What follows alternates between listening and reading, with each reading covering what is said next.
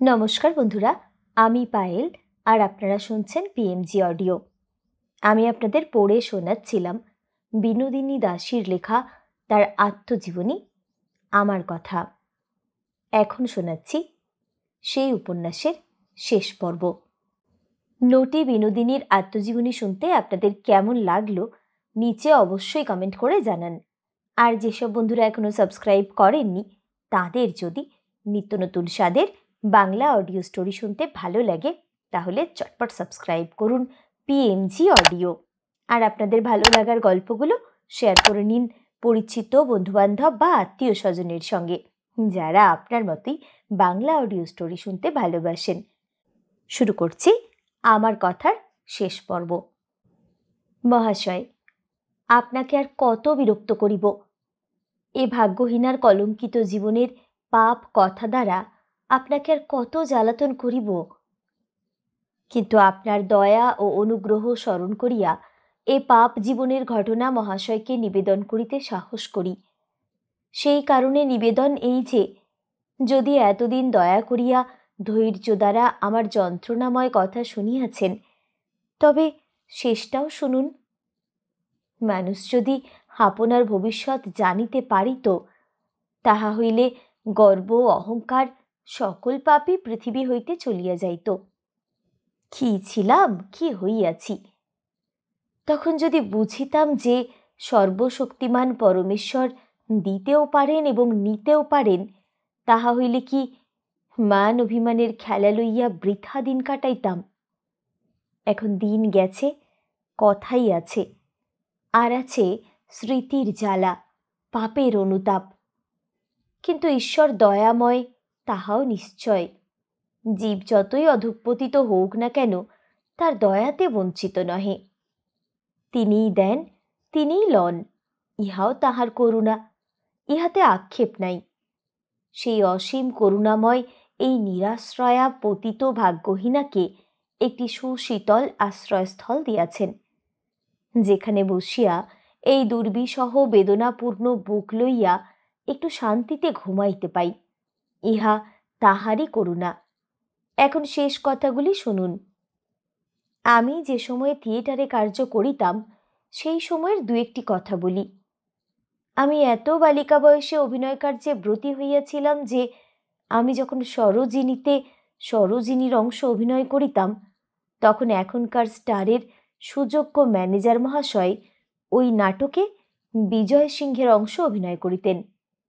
তিনি এখনো বলেন, সে সময় তোমার সহিত আমার বিজয় সিংহের ভূমিকা লইয়া প্রেমাভিনয় করিতে বড় লজ্জা হইত, কিন্তু অভিনয় এত উৎকৃষ্ট হইত যে একদিন অভিনয়কালীন ভৈরবাচার্য যখন সরোজিনীকে বলি দিতে যায়, সেই সময় দর্শকবৃন্দ এত উত্তেজিত হইয়া পড়িয়াছিল যে ফুটলাইট ডিঙাইয়া স্টেজে উঠিতে উদ্যত। তাহাতে মহা গোলযোগ হইয়া ক্ষণেক অভিনয় কার্য বন্ধ রাখিতে হইয়াছিল। ইহা তোমার মনে আছে কি? বিষবৃক্ষে আমি কুন্দের অংশ অভিনয় করিতাম।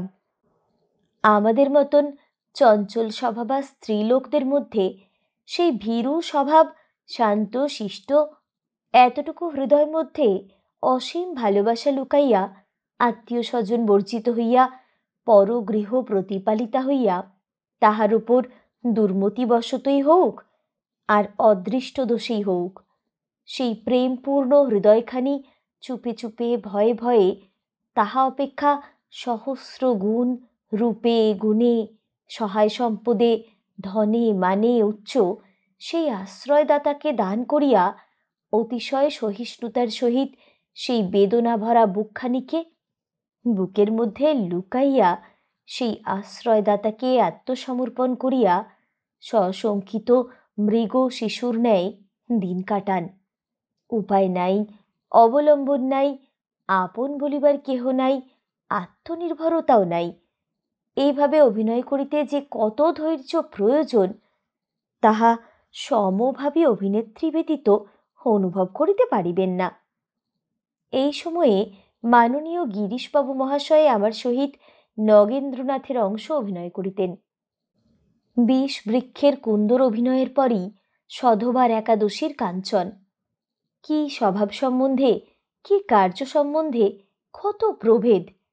অভিনয়কালে আপনাকে যে কত ভাগে বিভক্ত করিতে হইত তাহা বলিতে পারি না। একটি কার্য পূর্ণভাব সম্পূর্ণ করিয়া অমনি আরেকটি ভাবকে সংগ্রহ করিতে হইবে। আমার এটি স্বভাব সিদ্ধ ছিল।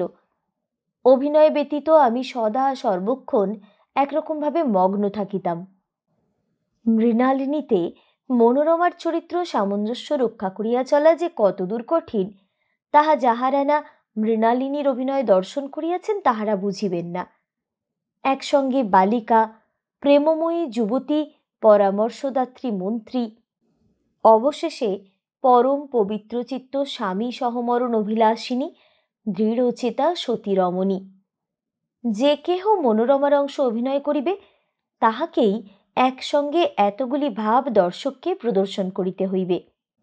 গাম্ভীর্যের সহিত পশুপতির সঙ্গে কথা কহিতে কহিতে হঠাৎ বালিকা মূর্তি ধরিয়া পুকুরে হাঁস দেখিকে বলিয়া চলিয়া যাওয়া যে কত অভ্যাস ও চিন্তাসাধ্য তাহা ধারণা করাই কঠিন।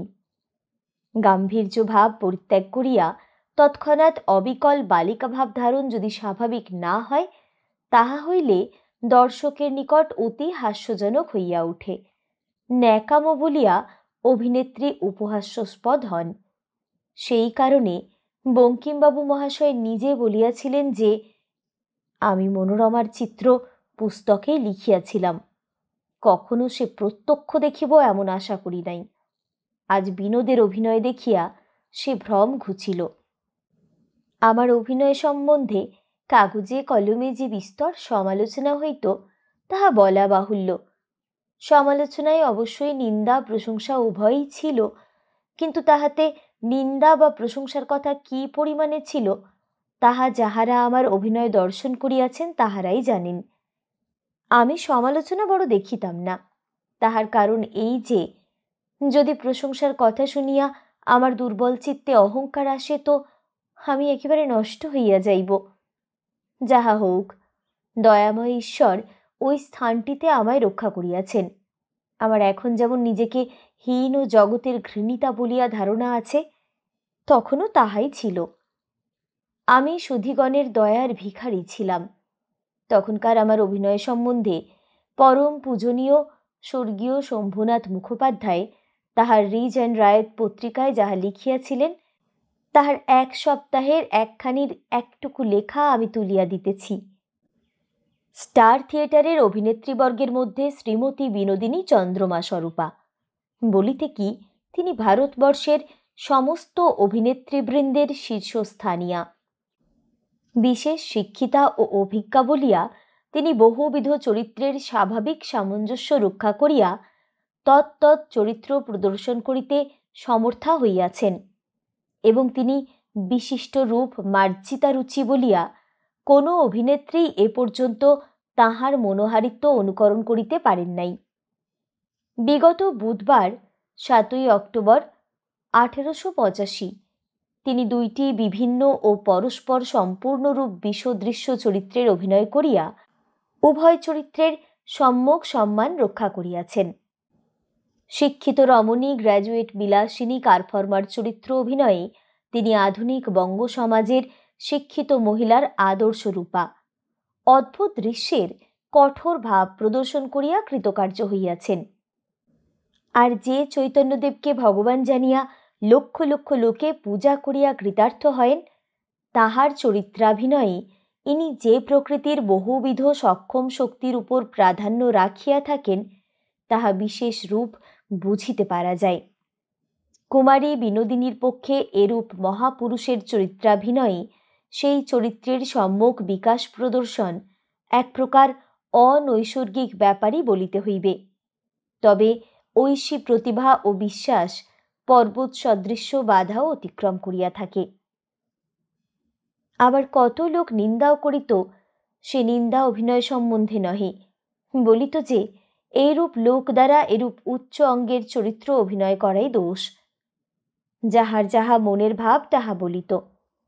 আমাদের সময়ে যেমন প্রশংসা ছিল, তেমনি কোনরূপ ত্রুটি হইলে নিন্দার জোরও তদধিক ছিল। অতি সামান্য ত্রুটি হইলে অজস্র কটু কথা দ্বারা গালাগালি দিতেন। আবার থিয়েটারে কার্যকালীন সময়ে সময়ে কত দৈব বিপাকে পড়িতে হইয়াছিল। একবার প্রমীলার চিতা আরোহণের সময়ে পরিহিত মাথার কাপড় ও চুল একেবারে ঝুলিয়া উঠে। একবার ব্রিটানিয়া সাজিয়া শূন্যে তারের উপর হইতে নিচে একেবারে পড়িয়া যাই। এইরূপ দৈব বিপদে যে কতবার পড়িয়াছি কত আর বলিব। অভিনয়কালীন যেমন আমার পার্টের দিকে মন থাকিত, তেমনি পোশাক পরিচ্ছদ সম্বন্ধেও যত্ন ছিল। ভূমিকা উপযোগী সাজিবার ও সাজাইবার আমার সুখ্যাতি ছিল। যখন নল দময়ন্তীর নূতন অভিনয় হয়, সেই সময়ে নলকে রং ও ড্রেস করিয়া দিবার জন্য কোন সাহেবের দোকান হইতে এক সাহেব আসিয়াছিল। যেহেতু অমৃতলাল মিত্র মহাশয় কৃষ্ণবর্ণ ছিলেন, রং ও পরচুলা অনেক টাকার আসিল। আমাকেও অনেকে বললেন যে তুমিও রং করিয়া লও। আমি বলিলাম যে আগে নল মহাশয়ের রং হোক দেখি। পরে নলের রং করা দেখিয়া আমার মনোপুত হইল না, বরং হাসি পাইল, যেন তেলছিটা তেলছিটা মনে হইতে লাগিল। আমি তখন বলিলাম যে না মহাশয়, আমার ড্রেস ও রং আমি আপনি করিতেছি, দেখুন। তখন আমি পোশাক ও রং সম্পূর্ণ করিলাম। সকলে দেখিয়া বলিলেন যে এই রং বেশ হইয়াছে। সেই অবধি অমৃতবাবু যতবার নল সাজিতেন ততবারই আমি রং করিয়া দিতাম। অন্য কেহ রং করিয়া দিলে তার পছন্দ হইত না। ইহার দরুন অন্য অ্যাক্ট্রেসরা সময় সময় অসন্তুষ্ট হইত। আমার একদিন তাড়াতাড়ি থাকাতে বনবিহারিণী নাম্নী একজন অভিনেত্রী বলিয়াছিল যে আসুন অমৃতবাবু, আমি রং করিয়া দিই। অমৃতবাবু তাহার উত্তরে বলেন যে রং ও পোশাক সম্বন্ধে বিনোদের পছন্দ সকলের হইতে উত্তম। আমি সকল সময়ই নিজে নিজের পোশাক ও রং করিতাম। ড্রেসাররা শুধু সংগ্রহ করিয়া দিতেন। আমি এমন সুরুচি সম্পন্নরূপে ড্রেস করিতে পারিতাম যে আমার পোশাকের কেহই প্রায় নিন্দা করিত না। আমার মাথার চুলগুলিকে যখন যেভাবে প্রয়োজন হইত সেইভাবেই বিন্যস্ত করিতে পারিতাম। আমার চুলের কার্লিংগুলি এত সুন্দর হইত যে গিরিশবাবু মহাশয় আদর করিয়া বলিতেন যে একজন ইটালিয়ান কবি বলিতেন তাহার পুস্তকের একটি সুন্দর বালিকার মুখের এক স্থানের একটি তিলের জন্য তাহার জীবন দিতে পারিতেন। তোমার এই চুলের কার্লিংগুলি দেখিলে ইহার কত দাম ঠিক করিতেন বলিতে পারি না। হইতে পারে গিরিশবাবু আমায় স্নেহ করিতেন বলিয়া খুব বেশি বলিতেন, কিন্তু আমার ড্রেসের কখনো কেহ নিন্দা করেন নাই। এখনকার স্টার থিয়েটারের সুযোগ্য ম্যানেজার শ্রীযুক্ত অমৃতলাল বসু মহাশয়ও আমার ড্রেস করিবার অতিশয় সুখ্যাতি করিতেন।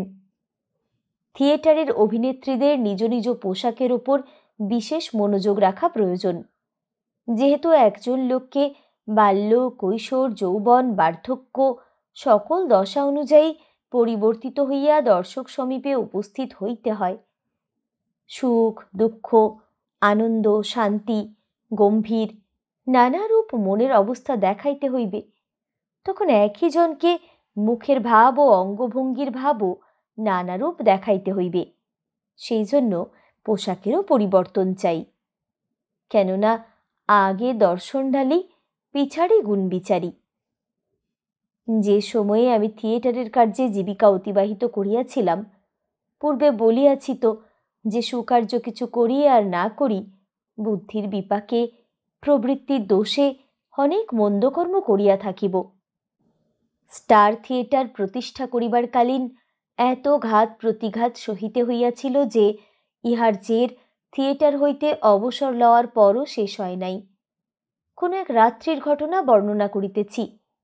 আমায় গুরমুখবাবুর আশ্রয় লইবার সময় আমার পূর্ব আশ্রয়দাতা সম্ভ্রান্ত যুবকের সহিত অতিশয় দাঙ্গা হাঙ্গামার উপক্রম হওয়ায় আমাকে লুকাইয়া থাকিতে হয়।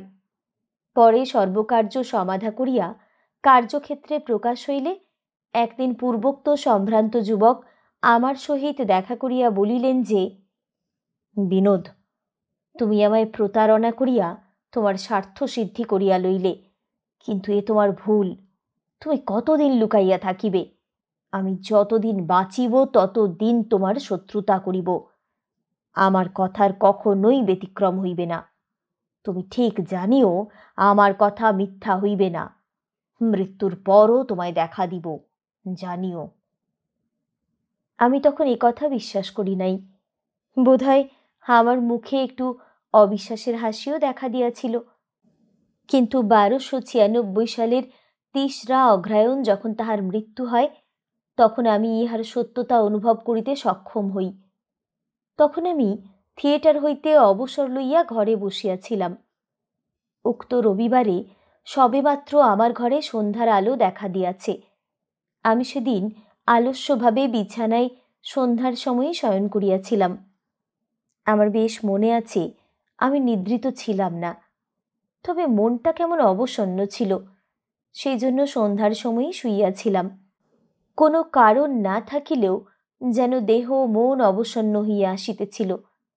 আমি অর্ধ নিমীলিত দৃষ্টিতে আমার ঘরের প্রবেশদ্বারের দিকে চাহিয়াছিলাম। এমন সময়ে স্পষ্ট দেখিতে পাইলাম যে সেই বাবুটি মলিনভাবে আমার ঘরের সম্মুখের দ্বার দিয়া অতি ধীরে ধীরে ঘরের ভিতর আসিয়া আমার মাথার দিকের খাটের ধারে হাত দিয়া দাঁড়াইলেন এবং আমায় সম্বোধন করিয়া অতি ধীর ও শান্তভাবে বলিলেন, মিনি, আমি আসিয়াছি। তিনি প্রায়ই আমায় মেনি বলিয়া ডাকিতেন। আমার বেশ মনে আছে যে যখন তিনি ঘরের মধ্যে আসেন তখন আমার দৃষ্টি বরাবর তাঁর দিকেই ছিল। তিনি খাটের নিকট দাঁড়াইবা মাত্র আমি চমকিত ও বিস্মিত হইয়া তাহার মুখের দিকে চাহিয়া বলিলাম, হে কি, তুমি আবার কেন আসিয়াছ? তিনি যেন কাতর নয়নে আমার দিকে চাহিয়া বলিলেন, আমি যাইতেছি, তাই তোমাকে বলিতে আসিয়াছি। তাহার কথা কহিবার সময়ে কোনরূপ চঞ্চলতা বা অঙ্গচালনা কিছুই ছিল না। যেন মাটির তৈয়ারি পুতুলের মতন মুখ হইতে কথা বাহির হইতেছিল। আমার একবার মাত্র মনে হইল যে তিনি একটু সরিয়া আমার দিকে হাত তুলিলেন। একটু ভয়ও হইল। আমি ভয়ে কিছু পশ্চাতে সরিয়া গিয়া বলিলাম, সে কি, তুমি কোথায় যাইতেছ? আর এত দুর্বল হইয়াছ কেন? তিনি যেন আরও বিষণ্ণ ও স্থির হইয়া বলিলেন, ভয় পাইও না, আমি তোমায় কিছু বলিব না। আমি বলিয়াছিলাম যে আমি যাইবার সময় তোমায় বলিয়া যাইব, তাই বলিতে আসিয়াছি, আমি যাইতেছি। এই কথা বলিয়া তিনি ধীরে ধীরে প্রস্তর মূর্তির ন্যায় সেই দরজা দিয়াই চলিয়া যাইলেন। ভয়ে ও বিস্ময়ে আমি চমকিত হইয়া তৎক্ষণাৎ বিছানা হইতে উঠিয়া বাহিরে আসিলাম, কিন্তু আর কাহাকেও দেখিতে পাইলাম না। তখন উপর হইতে উচ্চস্বরে আমার মাতা ঠাকুরানীকে ডাকিয়া বলিলাম, মা, উপরে কে আসিয়াছিল? মা বলিলেন, কে উপরে যাইবে? আমি তো এই সিঁড়ির নিচেই বসিয়া রহিয়াছি। আমি বলিলাম, হ্যাঁ মা, অমুক বাবু যে আসিয়াছিলেন। আমার মা হাসিয়া বলিলেন, দরজায় মিশির বসিয়া আছে, আমি সদর পর্যন্ত দেখিতে পাইতেছি, কে আসিবে? তুই স্বপ্ন দেখলি নাকি? মিশির আমাদের দরওয়ান। কোনো ব্যক্তি বাহির হইতে আসিলে অগ্রে সে খবর দেয়। তখন আর কিছু না বলিয়া ভাবিতে ভাবিতে ঘরে চুপ করিয়া শুইয়া মনে করিতে লাগিলাম যে কি হইল, সত্য কি স্বপ্ন দেখিলাম নাকি? তাহার পর দিবস সন্ধ্যার সময়ে আমি বাটির ভিতর বারান্দায় বসিয়া আছি, আর আমার মা কি কার্যবশত সদর দরজায় গিয়াছিলেন। এমন সময়ে রাস্তার মধ্য হইতে এক ব্যক্তি একখানা ঠিকা গাড়ির ভিতর হইতে বলিয়া উঠিলেন, ওগো গিন্নি, শুনিয়াছ? গতকল্য সন্ধ্যার সময়ে বাবুর মৃত্যু হইয়াছে। সেই লোকটা মৃত ব্যক্তির একজন কর্মচারী। তাহার কথা রাস্তা হইতে আমি স্পষ্ট শুনিতে পাইলাম। আমার অন্তর কাঁপিয়া উঠিল। ভাবিলাম, সত্যই কি তাহার মৃত্যুর পর তিনি সত্য পালন করিয়া গেলেন? পূর্বদিনের স্মৃতি আসিয়া ভয়ে ও বিস্ময়ে আমার শরীর যেন বরফের মতো শীতল অনুভব হইতে লাগিল। এই ক্ষুদ্র ঘটনা লিখিবার উদ্দেশ্য অন্য কিছুই নহে। মৃত্যুর পর মানুষ যে স্বরূপে কোনো জীবিত ব্যক্তির নয়ন গোচর হইতে পারে, ইহা আমার ধারণার অতীত ছিল। কিন্তু অন্য কেহ কখনো যদি এমন অবস্থা প্রত্যক্ষ করিয়া থাকেন, তাহাদের মনের বিশ্বাসকে আরও একটু বলবান করিবার জন্য ইহা লিখিলাম। আরেকটি ঐরূপ ঘটনা ঘটে, তাহা আমার একজন আত্মীয় প্রত্যক্ষ করিয়াছিলেন, যদিও সে ঘটনার সঙ্গে নিম্নলিখিত ঘটনার কোনো সম্বন্ধ নাই। তথাপি সাদৃশ্যবোধে লিখিলাম। আমার কনিষ্ঠা কন্যার যখন মৃত্যু হয়, সেই দিন ঠিক সেই সময়ে আমার কন্যা অথবা তাহার ছায়াময়ী মূর্তি সেই আত্মীয়টির প্রত্যক্ষীভূত হয়। আমিও যেমন আলস্য জড়িত দেহে শুইয়াছিলাম মাত্র, তিনিও সেইরূপ সুষুপ্তি হইতে অন্তরে ছিলেন। আমার কন্যা মূর্তিকে দেখিয়া বলেন, হে কি কালো, তুই এখানে? তিনি তখন কলিকাতার বাহিরে বাহিরে বাস করিতেছিলেন। মূর্তি উত্তর করিল, হ্যাঁ। আত্মীয় তাহাতে বিস্মিত হইয়া বলিলেন, সে কি, এত অসুস্থ শরীরে তুই এলি কি করে মা? ছায়াময়ী উত্তর করিল, এলুম। দুটি তিনটি কথা কহিয়া তিনি যেমন উঠিয়া বসিলেন, আর দেখিতে পাইলেন না, নিমেষে অদৃশ্য হইল। মানব জীবনের শ্রেষ্ঠ পরিণাম মৃত্যু, কিন্তু তাহার শেষ গতি কি, তাহার মীমাংসা কে করিবে?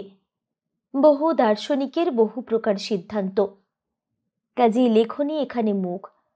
তবে মৃত মনুষ্য যে কথা কহিতে পারে, ইহাও আশ্চর্য। হইতে পারে আমার ভ্রম, এবং অনেকেও তাহা বলিতে পারেন।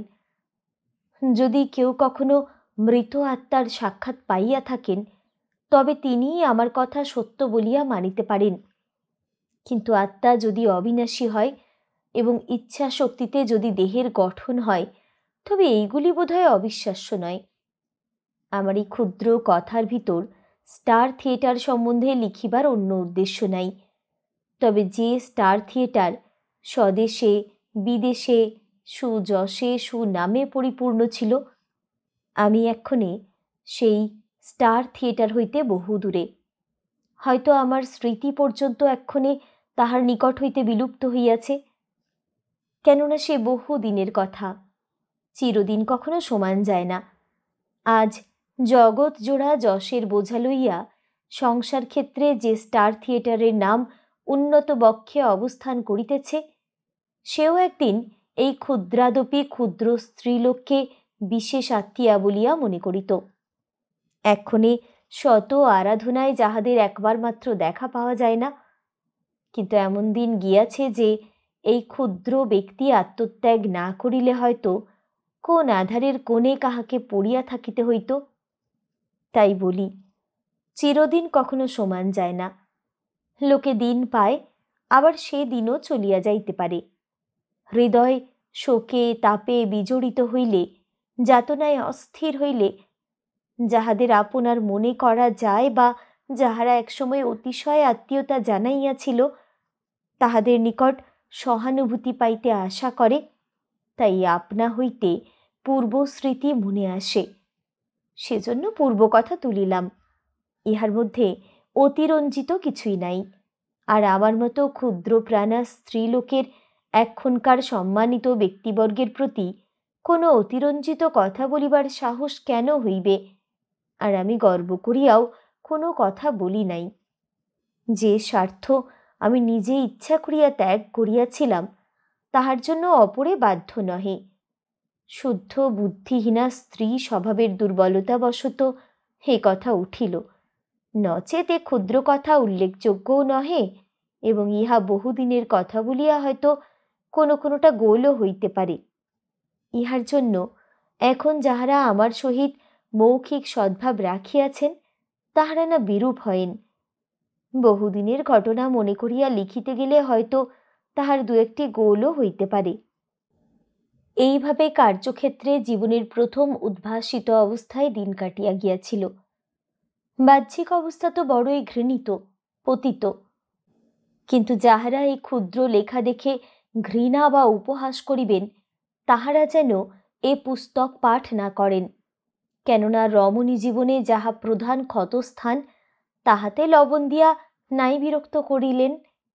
যাহারা দুঃখিনী হতভাগিনী বলিয়া একটুখানি দয়া করিয়া সহানুভূতি দেখাইবেন, তাহারা যেন এ হৃদয়ের মর্মব্যথা বুঝেন। এই ভাগ্যহীন হতভাগিনীর হৃদয় যে কত দীর্ঘশ্বাসে গঠিত, কত মর্মভেদী যাতনার বোঝা হাসি মুখে চাপা, কত নিরাশা বা হা হুতাশ দিবানিশি আকুলভাবে হৃদয় মধ্যে ঘুরিয়া বেড়াইতেছে, কত আকাঙ্ক্ষার অতৃপ্ত বাসনা যাতনার জ্বলন্ত জ্বালা লইয়া ছুটাছুটি করিতেছে, তাহা কি কেহ কখনো দেখিয়াছেন?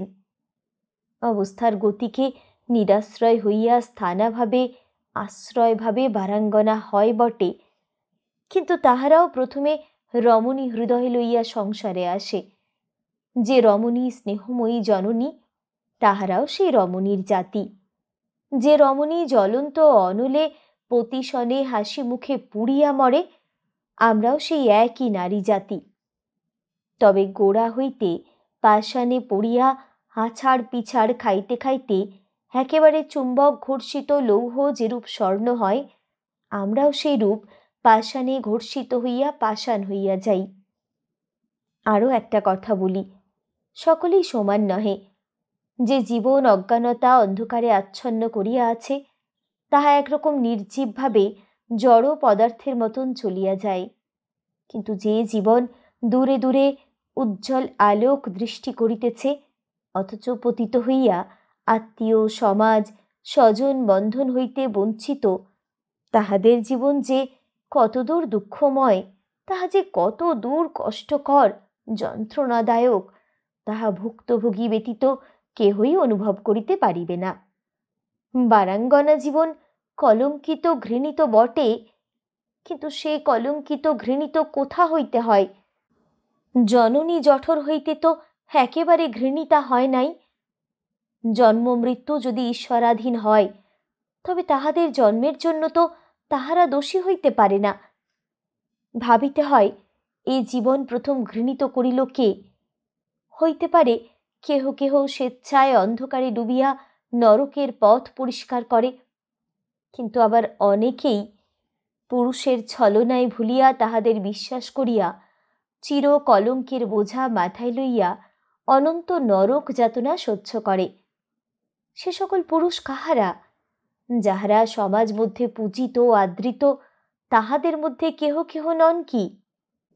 যাহারা লোকালয়ে ঘৃণা দেখাইয়া লোকচক্ষুর অগোচরে পরম প্রণয়ীর ন্যায় আত্মত্যাগের চরম সীমায় আপনাকে লইয়া গিয়া ছলনা করিয়া বিশ্বাসবতী হবলা রমণীর সর্বনাশ সাধন করিয়া থাকেন, হৃদয়ের ভালোবাসা দেখাইয়া আত্মসমর্পণকারী রমণী হৃদয়ে বিষের বাতি জ্বালাইয়া অসহায় অবস্থায় দূরে ফেলিয়া অন্তর্হিত হন, তাহারা কিছুই দোষী নহেন।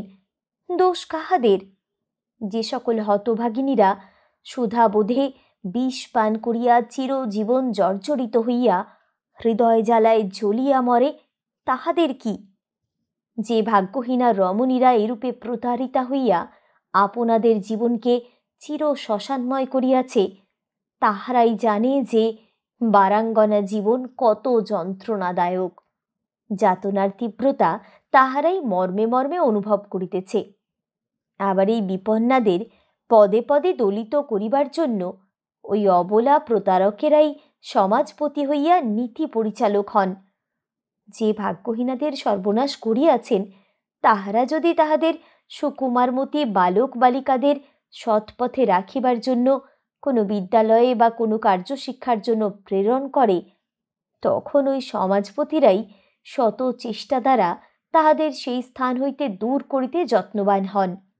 তাহাদের নীতিজ্ঞতার প্রভাবে অভাগা বালক বালিকারাও জীবিকা নির্বাহের জন্য পাপ পথের পথিক হইতে বাধ্য হইয়া বিষ দৃষ্টির দ্বারা জগতের দিকে চাহিয়া থাকে।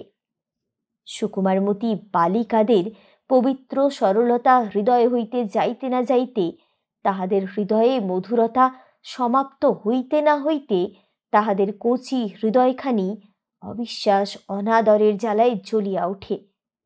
এমন পুরুষ প্রবর অনেকে আছেন, যে নিজের নিজের প্রবৃত্তির দ্বারা পরিচালিত হইয়া আত্মদমনে অক্ষম হইয়া একজন অবলার চিরজীবনের শান্তি নষ্ট করিয়া সমাজে ঘৃণিত, স্বজনে বঞ্চিত, লোকালয়ে লাঞ্ছিত, মর্মে মর্মে পীড়িত করিয়া পৌরুষ জ্ঞান করেন। হায় ভাগ্যহীনা রমণী, কি ভুল করিয়াই আত্মবিনাশ করো। পঙ্কে যে পদ্মফুল ফুটে তাহা দেবতা মস্তক পাতিয়া লন, কেননা তিনি ঈশ্বর। আর মানুষেরা সুকুমারমতী বালিকাগণকে লতা হইতে বিচ্যুত করিয়া পদে পদে দলিত করেন, কেননা ইহারা মানুষ।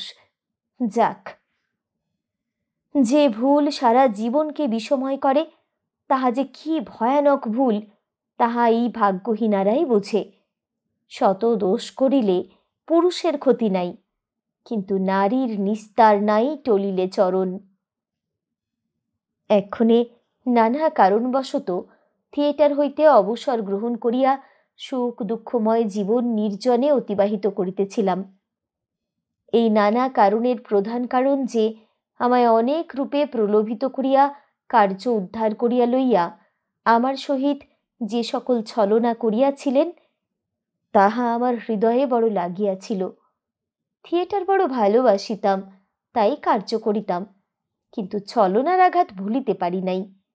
তাই অবসর বুঝিয়া অবসর লইলাম। এই দুঃখময় জীবনের একটি সুখের অবলম্বন পাইয়াছিলাম। একটি নির্মল স্বর্গচ্যুত কুসুম কলিকা সাপ ভ্রষ্টা হইয়া এই কলঙ্কিত জীবনকে শান্তি দান করিতেছিল, কিন্তু এই দুঃখিনীর কর্মফলে তাহা সহিল না।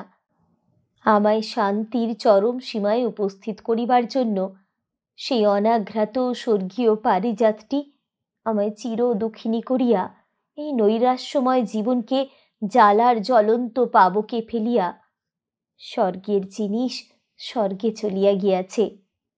সে আমার বড় আশা ও আদরের ধন ছিল। তাহার সরল পবিত্র চক্ষু দুটিতে স্বর্গের সৌন্দর্য উথলিয়া পড়িত। সেই স্নেহময় নির্ভর পরায়ণা হৃদয়টিতে দেবীর পবিত্রতা, ফুলের অসীম সৌন্দর্য রাশি, জাহ্নবীর পবিত্র কুলকুল ধ্বনি, বিকশিত পদ্মের ন্যায় মধুময় হৃদয়ের পবিত্রতা রাশি সদাই উথলিয়া আমার জীবনকে আনন্দময় করিয়া রাখিত। এ দেবতার দয়ার দান। অভাগিনীর ভাগ্যদোষে দেবতার দান সহিল না। আমার সকল আশা নির্মূল করিয়া আমার অন্ধকার হৃদয়ে বিষময় বাতি জ্বালিয়া দিয়া সে আমার চলিয়া গিয়াছে। এখন আমি একা পৃথিবীতে, আমার আর কেহ নাই, শুধুই আমি একা। এখন আমার জীবন শূন্য মধুময়। আমার আত্মীয় নাই, স্বজন নাই, ধর্ম নাই, কর্ম নাই, কার্য নাই, কারণ নাই। এই শেষ জীবনে ভগ্ন হৃদয়ে জ্বালাময়ী প্রাণ লইয়া অসীম যন্ত্রণার ভার বহিয়া আমি মৃত্যু পথপানে চাহিয়া বসিয়া আছি। আশা, উদ্যম, ভরসা, উৎসাহ, প্রাণময়ী সুখময়ী কল্পনা সকলই আমায় ত্যাগ করিয়া গিয়াছে। অহরহ শুধু যন্ত্রণার তীব্র দংশন। এই আমি অসীম সংসার প্রান্তরে একটি সুশীতল বটবৃক্ষের একটু ছায়ায় বসিয়া কতক্ষণে চির শান্তিময় মৃত্যু আসিবে, দয়া করিবে, তাহারই অপেক্ষা করিতেছি। সেই সুবিশাল সুশীতল তরুই আমার এই জীবন মৃত অবস্থার আশ্রয়স্থান। আমার অন্তর ব্যথা অন্যের নিকট হাস্যাস্পদ হইলেও আমি ইহা লিখিলাম, কেননা লোকের নিকট হাস্যাস্পদ হইবার আর আমার ভয় নাই। লোকেই সে ভয় দূর করিয়াছে। তাহাদের নিন্দা বা সুখ্যাতি আমার নিকট সকলই সমান। গুণী জ্ঞানী বিজ্ঞ ব্যক্তিরা লিখেন লোক শিক্ষার জন্য, পরোপকারের জন্য। আমি লিখিলাম আমার নিজের সান্ত্বনার জন্য। হয়তো প্রতারণা বিমুগ্ধ নরক পথে পদ বিক্ষেপোদ্যতা কোনো অভাগিনীর জন্য, কেননা আমার আত্মীয় নাই, আমি ঘৃণিতা, সমাজ বর্জিতা, বার বনিতা, আমার মনের কথা বলিবার বা শুনিবার কেহ নাই। তাই কালি কলমে লিখিয়া আপনাকে জানাইলাম। আমার কলুষিত কলঙ্কিত হৃদয়ের ন্যায় এই নির্মল সাদা কাগজকেও কলঙ্কিত করিলাম। কি করিব, কলঙ্কিনীর কলঙ্ক ব্যতীত আর কি আছে? গিরিশচন্দ্র ঘোষ মহাশয়ের বিশেষ অনুরোধে আমার নাট্যজীবনী লিখিতে আরম্ভ করি। তিনি ইহার প্রতি ছত্র, প্রতি লাইন দেখিয়া শুনিয়া দেন। তিনি দেখিয়া ও বলিয়া দিতেন মাত্র, কিন্তু এক ছত্র কখনো লিখিয়া দেন নাই।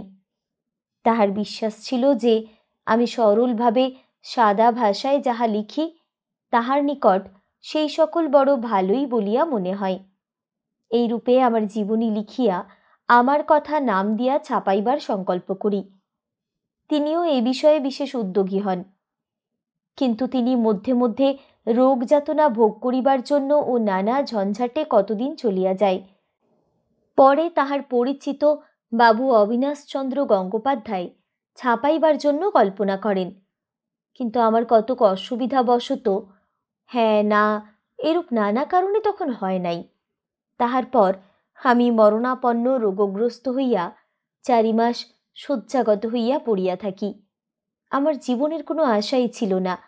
শত শত সহস্র সহস্র অর্থ ব্যয় করিয়া নানাবিধ চিকিৎসা শুশ্রূষা দৈব কার্য করিয়া প্রায় অনাহারে অনিদ্রায় বহু অর্থ ব্যয়ে দেবতাস্বরূপ আমার আশ্রয়দাতা দয়াময় মহামহিমান্বিত মহাশয় আমায় মৃত্যুমুখ হইতে কাড়িয়া লইলেন।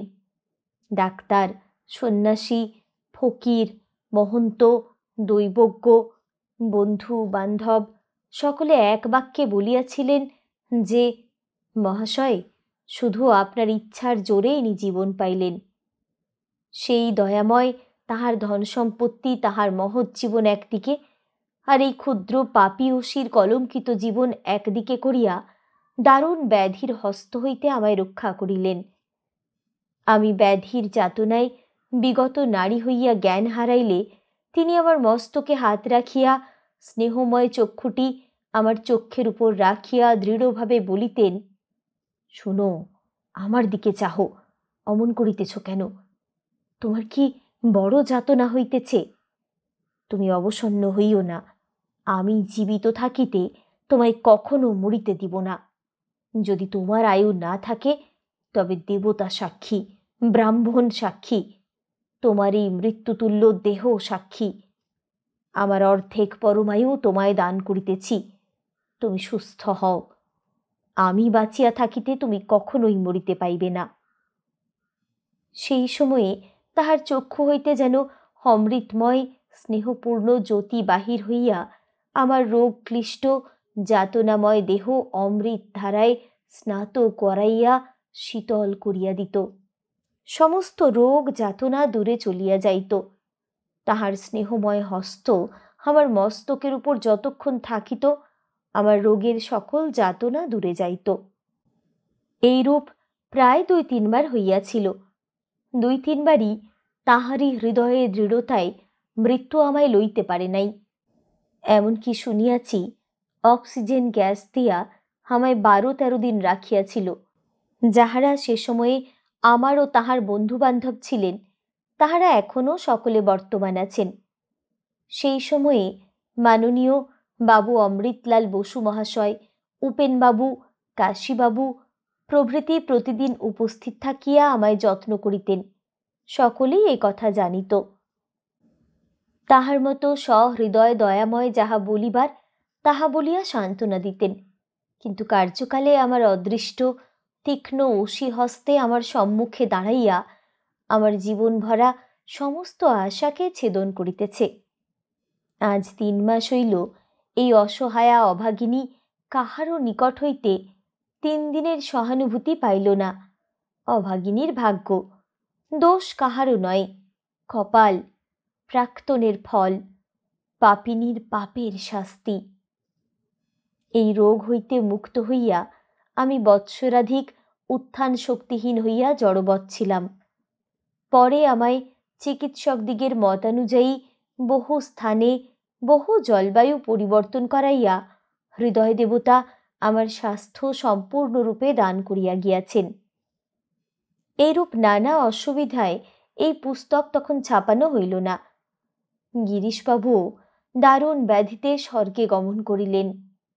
তিনিও আমায় বলিয়াছিলেন যে, বিনোদ, তুমি আমার নিজের হাতের প্রস্তুত সজীব প্রতিমা। তোমার জীবনচরিতের ভূমিকা আমি স্বহস্তে লিখিয়া তবে মরিব। কিন্তু একটা কথা আছে, যে মানুষ গড়ে আর বিধাতা ভাঙে, আমার ভাগ্যেই তাহা প্রত্যক্ষ প্রমাণ। আমারই আজ ৩১ বৎসরের সুখস্বপ্ন ভাঙিয়া যাইল। এই দিনহীনা দুঃখী প্রাণী আজ ৩১ বৎসরের যে রাজ্যেশ্বরীর সুখস্বপ্নে বিভোর ছিল, মহাকালের ফুৎকারে ১২ ঘণ্টার মধ্যে তাহা কাল সাগরের অতল জলে ডুবিয়া গেল। অচৈতন্য হইয়া পড়িয়া মস্তকে প্রস্তরের আঘাত পাইলাম। শত সহস্র জোনাকি বৃক্ষ যেন চক্ষের উপর দিয়া ঝকমকিয়া চলিয়া গেল। আবার যখন চৈতন্য হইল, তখন মনে পড়িল যে আমি আমার কথা বলিয়া কতকগুলি মাথামুণ্ডুকি লিখিয়াছিলাম। তাহার শেষেতে এই লিখিয়াছিলাম যে আমি মৃত্যু মুখ চাহিয়া বসিয়া আছি।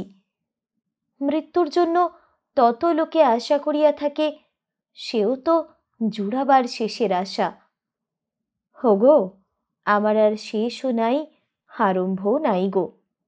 ১৩১৮ সালের চৈত্র মাসের ১৪ই বুধবারের প্রাতঃকালে সে আশাটুকু গেল। মরিবার সময়ে যে শাস্তিটুকু পাইবার আশা করিয়াছিলাম, তাহাও গেল। আর তো একেবারে মৃত্যু হবে না গো, হবে না। এখন একটু একটু করিয়া মৃত্যুর যাতনাটি বুকে করিয়া চিতাভস্যের হায় হায় ধ্বনি শুনিতেছি। আর দেবতারূপ তরুবরের আশ্রয় হইতে বঞ্চিত হইয়া এই মহাপাতকিনীর কর্মফলরূপ সুবিশাল শাখা প্রশাখা ফুল ফলে পূর্ণ তরুতলে বসিয়া আছি গো। পৃথিবীর ভাগ্যবান লোকেরা শুনো, শুনিয়া ঘৃণায় মুখ ফিরাইও। আর অনাথিনীর আশ্রয় তরু স্বর্গের দেবতা, তুমিও শুনো গো, শুনো। দেবতাই হোক আর মানুষই হোক, মুখে যাহা বলা যায়, কার্যে করা বড়ই দুষ্কর।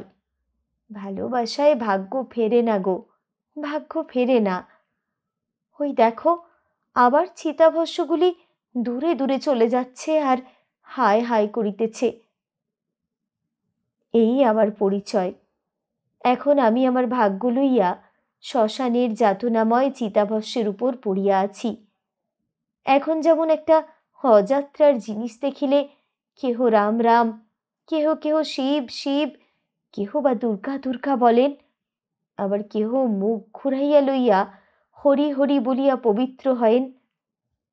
যাহার যে দেবতা আশ্রয়, তিনি তাহাকে স্মরণ করিয়া এই মহাপাতকীর পাপ কথাকে বিস্মৃত হউন। ভাগ্যহীনা পতিতা কাঙ্গালিনীর এই নিবেদন। ইতি ১১ই বৈশাখ ১৩১৯ সাল, বুধবার।